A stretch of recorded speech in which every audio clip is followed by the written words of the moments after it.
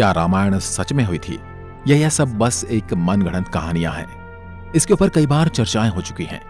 कई लोग हैं जो इसे सच मानते हैं, लेकिन कई ऐसे भी लोग हैं जो आज कहते हैं कि यह सब एक मनगढ़ंत कहानी है, क्योंकि ऐसा हो ही नहीं सकता।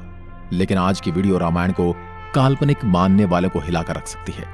आज हम आपको वैज्ञानिक रिसर्च के कुछ ऐसे सबूत दिखाएंगे जिन्हें देखने के बाद आप ये मानने को मजबूर हो जाएंगे कि रामायण बस एक धार्मिक किताब और मनगढ़ंत कहानी नहीं है, बल्कि रामायण सच में हुई थी और श्री राम, रावण, हनुमान जी ये सब सच में मौजूद थे। और यही सब बातें जानने के लिए इस वीडियो के अंत तक जरूर बने रहें। रामायण भारत के सबसे प्रसिद्ध ग्रंथों में से एक है। भारत में रामचरितमानस का पाठ पूरी आस्था के साथ होता है। महर्षि वाल्मीकि द्वारा रामायण में भगवान राम की संपूर्ण जानकारी लिखी गई है। और लेकिन कुछ लोग भगवान के होने पर ही सवाल उठाते हैं और रामायण को केवल कहानियों से भरी किताब मानते हैं। रामायण के अनुसार भगवान राम ने अधर्मी रावण को मारकर धर्म की स्थापना की थी। ज्यादातर लोगों का सवाल होता कि क्या भगवान राम वाकई धरती पर पैदा हुए थे? क्या वास्तव में रावण के 10 सिर और 20 भुजाएं थी? क्या हनुमान जी अपनी इच्छा से अपना रूप बदल सकते थे? और इन सब बातों की वजह से ही कई लोग रामायण को झूठ समझते हैं। मगर आज हम वैज्ञानिक अध्ययनों के आधार पर सिद्ध कर देंगे कि रामायण में वर्णित घटनाएं पूर्णतया सत्य हैं। नंबर 1, रामायण कालीन हवाई अड्डे। जितना हम रामायण को भारत में मानते हैं, उतना या फिर कहूं कि उससे भी ज्यादा श्रीलंका में माना जाता है। और इसीलिए श्रीलंका में रामायण अनुसंधान टीम ने रावण के रामायण काल के 4 हवाई अड्डे खोजने का दावा किया है। पिछले 9 वर्षों से यह ऑर्गेनाइजेशन श्रीलंका के कोने कोने की छानबीन कर रही थी। यहां उन्हें कई जानकारी और अवशेष मिले, परंतु 4 सालों में लंका के दुर्गम स्थानों की खोज के कारण रावण के 4 हवाई अड्डे हाथ लगे। रामायण अनुसंधान टीम के अध्यक्ष अशोक कैंट का कहना है कि रामायण की लंका वास्तव में श्रीलंका की है। यहाँ उसानगोड़ा, गुरुलोपोथा, तोतुपोलाकंदा और वरियापोला नामक 4 हवाई अड्डे मिले हैं और इन्हें हवाई अड्डों से रावण पुष्पक विमान को आसमान में उड़ाता होगा। और यह हवाई अड्डे न सिर्फ ये बताते हैं कि रामायण सच में हुई थी, पर यह भी बताते हैं कि उसमें लिखी गई सारी बातें जिन पर हमें यकीन नहीं होता, वो भी सच हैं। नंबर 2, रावण का महल। रामायण के अनुसार रावण सोने की लंका में रहा करता था, जिसे हनुमान जी ने जला दिया था। श्रीलंकन गवर्नमेंट को श्रीलंका में एक ऐसा महल मिला है और यह दावा है कि यह महल रामायण काल का है। इस महल से कहीं सीक्रेट रास्ते निकलते हैं जो उस महल को शहर के अलग अलग जगह से जोड़ता है। लेकिन जब रिसर्च टीम ने इन पर रिसर्च की तो पता चला कि गुफाएं नेचुरल नहीं बल्कि किसी समय ने इंसानों द्वारा बनाया गया था। श्रीलंकन हिस्ट्री के अनुसार रावण शहर के अलग अलग हिस्सों में अचानक से ही प्रकट हो जाया करता था और पलक झपकते ही उन हिस्सों से गायब होकर अपने महल में पहुंच जाता था। इसलिए जानकारों का मानना है कि रावण इन्हीं गुप्त रास्तों का इस्तेमाल किया करता था। अब इतने बड़े एविडेंस को हम कैसे नकार सकते हैं? नंबर 3, अशोक वाटिका के सबूत। रामायण के अनुसार रावण ने माता सीता का हरण करके उन्हें अशोक वाटिका के अंदर रखा था। कहा जाता है कि अशोक वाटिका रावण का सबसे पसंदीदा स्थान था। यह जगह इतनी रहस्यमयी थी कि हनुमान जी इसे आसानी से ढूंढ नहीं पाए थे। मगर हैरानी की बात तो यह है कि वह अशोक वाटिका आज भी श्रीलंका में मौजूद है। ऐसा माना जाता है कि एलिया पर्वत की एक गुफा में माता सीता को रखा गया था, जिसे सीता एलिया नाम से जाना जाता है। यहाँ सीता माता का एक मंदिर भी है जिसे विरांग टोक कहते हैं और वही आंगना से 10 किलोमीटर की दूरी पर है। यहीं पर सीता जी का अपहरण कर पुष्पक विमान को उतारा गया था। मगर यहाँ पर जिस बात ने सबसे ज्यादा चौंकाया वो यहाँ मौजूद पेड़ हैं। रामायण ग्रंथ में इस बात का जिक्र मिलता है कि अशोक वाटिका में अशोक के वृक्ष बहुत ज्यादा थे, इसलिए इसका नाम अशोक वाटिका रखा गया था।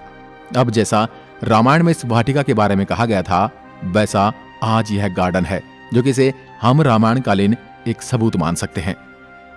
नंबर 4, द्रोणगिरी पर्वत।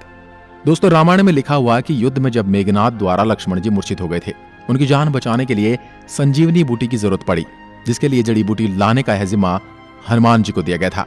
तब हनुमान जी संजीवनी बूटी लाने के लिए द्रोणगिरी पर्वत पर गए थे। हनुमान जी को जब संजीवनी बूटी का पता नहीं चला तो वह द्रोणगिरी पहाड़ के एक टुकड़े को ही उठा कर ले आए। मान्यताओं के अनुसार ये वही पहाड़ है जो आज भी वहां पर मौजूद है। कुछ लोग इसके बारे में कहते हैं कि आज भी उस पर्वत पर वह निशान मौजूद है जहां से हनुमान जी ने उसे तोड़ा था। लेकिन जिस पर्वत का जिक्र रामायण में मिलता है वहां आज मौजूद है। जड़ी बूटी देने के बाद हनुमान जी ने इस पहाड़ के टुकड़े टुकड़े कर इसे श्रीलंका में फेंक दिया था। जहां जहां इस पहाड़ के टुकड़े गिरे वहां के पेड़ पौधे और जड़ी बूटी बाकी जगहों से अलग होती हैं। और सच में श्रीलंका में कई कमाल की जड़ी बूटियां मिलती हैं।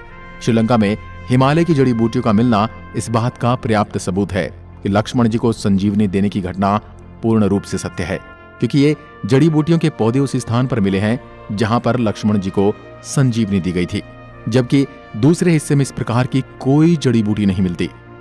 नंबर 5, राम सेतु। रामायण सच में हुई थी, इसका सबसे बड़ा प्रूफ है राम सेतु। राम सेतु को एडम्स ब्रिज भी कहा जाता है और इसके बारे में पक्का सबूत तब मिल गया जब नासा ने सैटेलाइट तस्वीरें जारी की। पैसिफिक ओशियन की तस्वीर में कुछ ऐसा था जिसे देखकर वैज्ञानिक भी हैरान रह गए। पैसिफिक ओशियन के हिस्से में साफ तौर से पत्थरों की एक लाइन बनी हुई नजर आ रही थी। जब वैज्ञानिकों ने इसे तस्वीर पर ज्यादा स्टडी की तो पता चला कि ये पत्थरों से बनी लाइन है। भारत के धनुषकोडी से श्रीलंका के मन्नार द्वीप तक बनी हुई है, जो लंबाई में करीब 30 किलोमीटर तक हो सकती है। पैसिफिक ओशियन में जिस हिस्से में नासा के वैज्ञानिकों के पत्थर से बना पुल नजर आया था, ये वही जगह है जिसका जिक्र रामायण में मिलता है।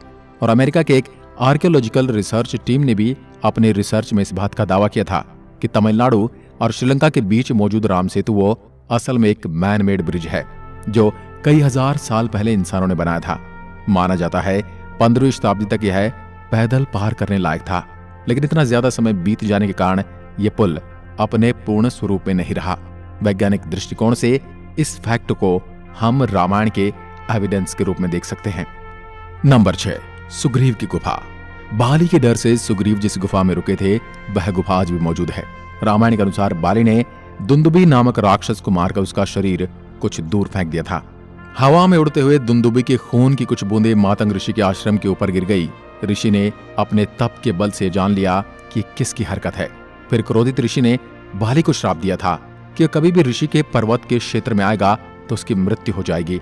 सुग्रीव को राज्य से निकाले जाने पर वह इसी जगह पर आए थे, क्योंकि वह जानते थे कि बाली यहां नहीं आ सकता। यहीं पर उनकी मुलाकात राम जी से भी हुई थी और बाद में राम जी ने बाली का वध किया था और सुग्रीव को किष्किंधा का राज्य सौंप दिया था। और ये सारी गुफाएं आज भी मौजूद हैं। नंबर 7, राम सेतु के पत्थर। भगवान राम ने समुद्र को पार करने के लिए बंदरों की सहायता से लंका तक पुल बना दिया था। कहा जाता है कि इस पुल के माध्यम से श्री राम की पूरी वानर सेना रावण से लड़ने लंका गई थी। मगर हैरानी की बात तो यह है कि राम सेतु में इस्तेमाल किए जाने वाले पत्थर आज भी मौजूद हैं। राम सेतु पुल के पत्थर पानी पर तैरते थे। रामेश्वरम में सुनामी के दौरान कुछ पत्थर जमीन पर आ गए थे। शोधकर्ताओं ने जब उन्हें दोबारा पानी में फेंका तो वह तैर रहे थे, जबकि दूसरे पत्थर पानी में डूब जाते थे। शोधकर्ताओं के अनुसार इसके लिए एक विशेष प्रकार के पत्थर का इस्तेमाल किया गया था, जिसे विज्ञान की भाषा में प्यूमाइस स्टोन कहते हैं। यह पत्थर पानी में नहीं डूबता और तैरने वाला यह पत्थर ज्वालामुखी के लावा से आकार लेते हुए अपने आप बनता है। ज्वालामुखी से बाहर आता हुआ लावा जब वातावरण से मिलता है तो उसके साथ ठंडी या उससे कम तापमान की हवा मिल जाती है। यह गर्म और ठंडे का मिलाप ही इस पत्थर में कई तरह से छेद कर देता है, जिस कारण यह पत्थर पानी में नहीं डूबता। अब इन पत्थरों के पीछे का विज्ञान भी रामायण के समय उनको पता था और उन्होंने इस तकनीक का उपयोग राम सेतु को बनाने में किया था। यह रामायण का एक पुख्ता और मजबूत सबूत है। नंबर 8, जली हुई लंका के सबूत। रामायण ग्रंथ के अनुसार हनुमान जी ने लंका के सोने की नगरी को जला दिया था, मगर अभी कुछ एविडेंस मिले हैं जिन्हें लेकर कहा जा रहा है कि लंका के जलने के सबूत आज भी वहां पर मौजूद हैं। जिस जगह पर श्रीलंका को जलाया गया था वहां की मिट्टी आज भी काली है, जबकि उसके आसपास की मिट्टी का रंग वैसा ही है जैसा कि नॉर्मली मिट्टी का होना चाहिए। बस इतने से इलाके में ही काली मिट्टी मौजूद है, जो कि जली हुई लंका के सबूत को बताती है। इस बात को भी हम एक इत्तेफाक कहकर टाल नहीं सकते। अब जब आपको इतने सारे प्रूफ दिए जा रहे हैं, यहां तक इतने सारे प्रूफ कोई इत्तेफाक नहीं हो सकते, तो इसलिए यही साबित होता है कि रामायण सच में घटित हुई थी। आपका क्या विचार है, हमें कमेंट में लिखकर जरूर बताएं। एक बार फिर मिलते हैं एक और ऐसी ही दिलचस्प वीडियो के साथ। तब तक के लिए नमस्कार। जय हिंद, जय भारत, जय श्री राम।